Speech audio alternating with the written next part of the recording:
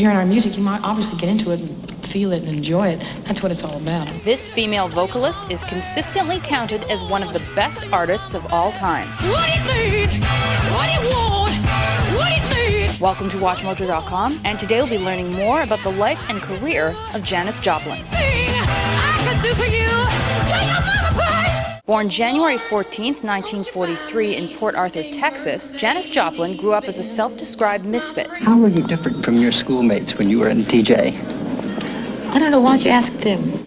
It was her fellow outcasts who originally introduced her to the music of Leadbelly and Bessie Smith. She credited these African-American blues artists as being part of her inspiration to become a singer. Billie Holiday, Aretha Franklin, they are so subtle. They can milk you with two notes.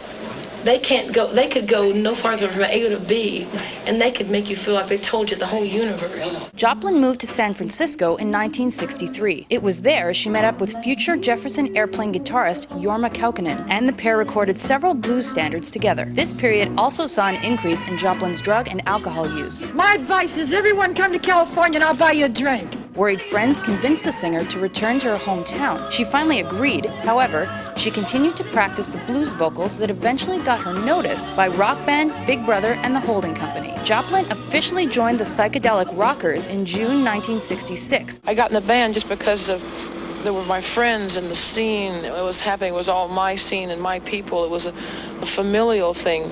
You know, I didn't set out to be a singer. That came after I was already a singer. By 1967, the band's self-titled debut album was ready for release by Columbia Records, just 2 months after their breakthrough performance at the Monterey Pop Festival. As the band began receiving more media attention, the spotlight was primarily on Joplin, and this created tensions within Big Brother. Do you have any explanation why you're so popular? The band's sophomore record, Cheap Thrills, was released in August of 1968. Soon after, Joplin announced she would be leaving the band, and following some fall tour dates, she played her last performance with Big Brother and the Holding Company in December of 1968. As she embarked on her solo career, Joplin formed a backup band called the Cosmic Blues Band that helped underline her funky blues style.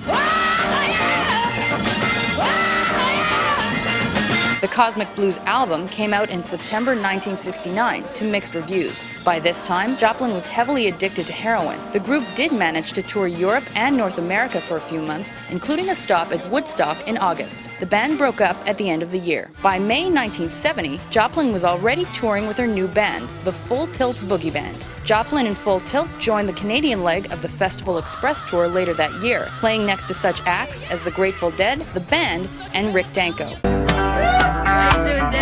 Joplin's last public set with Full Tilt was in Boston on August 12, 1970. The next month, the band began recording what would ultimately be Joplin's final album. You say that it's over, baby.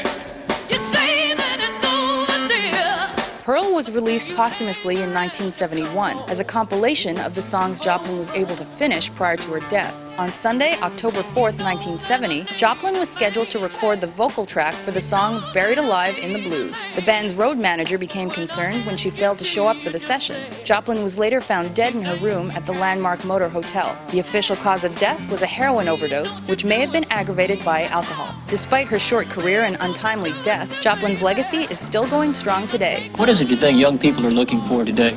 Sincerity and a good time. Are they finding it? I don't know about you, Daddy. I'm fine. At least I'm having a good time.